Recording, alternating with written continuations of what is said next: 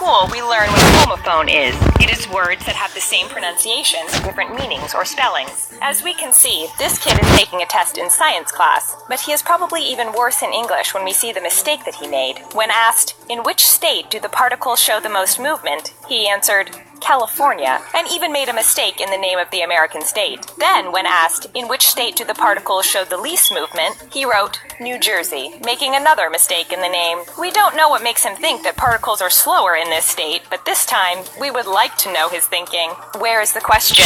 Sometimes we would like to tell the whole world that we just can't. Everyone woke up one day not wanting to get out of bed, and going to school to take a test is the last thing that could motivate us to make any efforts. We know that no matter how hard we studied, the teacher is going to ask us only about the things that we don't understand. This student managed to go to school to take the test, but when he realized that he couldn't understand the question, he knew that he was not even in the mood to see it. This is why he just decided to white out the question that he didn't want to answer. We wish that we could do the same thing in life when our mother asks us to do chores at home. We just can't. The geometric shapes. Why do we have to learn anything about geometric shapes? Knowing that this thing is called a parallelogram is useless when you know that you can call it a rectangle that is sort of falling on one side. It seems like this student studied harder than us because he was able to name almost every shape, including the pentagon and the rhombus. But when he saw this trapezoid, he did what any grown-up would do when they see a geometric shape that they don't know. He used an example to describe it the best way he could. And you know what? As long as people can understand you, there is nothing wrong with forgetting the name of a geometric shape sometimes. Who do you want to be? Every little kid has a hero and wants to be just like them. These role models inspire them to become someone great, and their story is the proof that everyone can make their dreams come true if they work hard. Michael Jordan is a great basketball player that we can use as an inspiration. But it seems like this child knew nothing about him except the way he looks. When the teacher asked the kid how he was going to achieve his dreams, he said that he was going to get bigger, shave his head, and be black. We hope that this kid will hear more about Michael Jordan's story if he wants to have what it takes to become a professional athlete. Problems and solutions.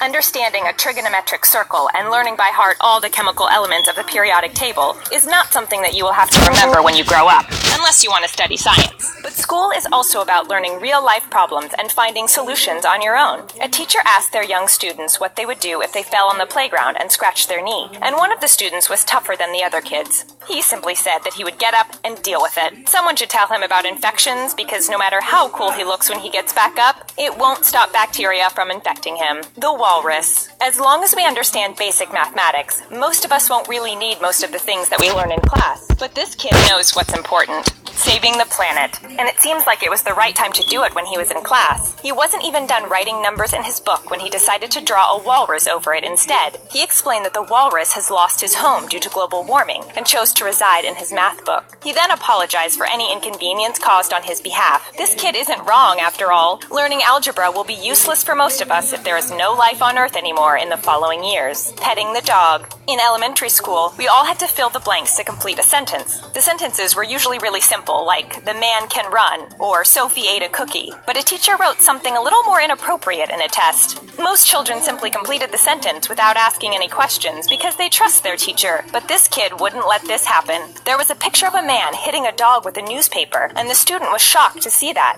This is why, instead of writing what he saw, he wrote what he wanted to see. The man pet the dog. He also had a little lesson to teach his class. You should not hit dogs. Name 6 animals. This question seems to be really simple, but we have to admit that we would have a hard time answering it. Name 6 animals which live specifically in the Arctic. Our first guess would be penguins, but many of us would be surprised to know that they live on the Antarctic coastline on the other side of the world. This kid was smarter than us and knew that polar bears and seals live in the Arctic, but he didn't remember the name of any other animal, so he added 1 polar bear and 3 other seals for a total of 6. This kid might be good in mathematics, but we don't think that his science teacher is really impressed. Is Steve speeding? Every kid who ever went to school asked themselves the question, what is this for? Most of the things we learn in high school will never be useful during the rest of our lives, and it seems like our teachers just want to make us suffer from all these equations. We should learn about cooking, finances, and laws instead, but our teachers seem to think that some things are more important. This time, they told the story of Steve who was driving a car. They said that he was traveling at 60 feet per second when the limit was 40 miles per hour, and asked if he was speeding. It might look like something that we need to know in our everyday lives as grown-ups, But the right thing to do is much simpler. Just look at the speedometer.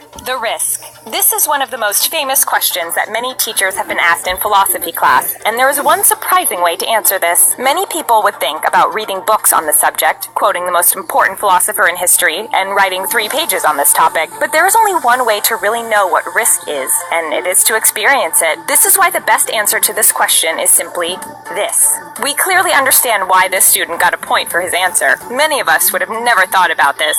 The giraffe. After seeing so many kids who don't know the right answer to a question, many of us would like to give up. Tests are stressful, and we feel like we just forced too much information into our brains, only to throw it up on a piece of paper and never remember it again. This is why we... It's not working? No, poke it a little bit. Why? It's working? A little. But poke it a little bit, hurry.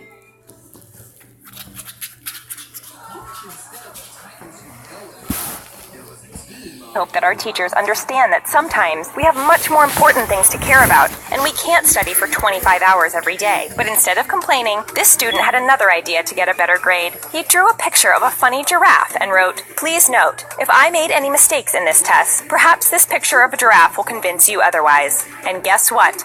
The teacher gave him a bonus point on this test. We think that we'll be trying this one too. Describe school. Most of the kids on this list shared the same feeling about school. If there is one thing that we all love, it is a lunch break. But many of those who cannot sit with their friends or the popular kids can't wait for the break to be over. We have to admit that school isn't for everyone. So when the teacher asked a kid to describe the school in one word, he gave the perfect answer: hell. When I grow up. This one deserves an explanation, so we'll show it right now. When a teacher asked a student what she wanted to be when she grows up, this girl drew a picture of her mother on a stage. Even though there is nothing wrong with this job, this is not something a child should wish to do at such a young age. This is why the mother had to explain this drawing. She worked at Home Depot, and during the blizzard, there was only one shovel left. People were fighting over who would get it and offering money. It is not a pole, but a shovel. And we bet that this mother will pay more attention to what her daughter is drawing next time. Did you answer anything funny during a test when you were at school? Don't be shy to tell us what it was in the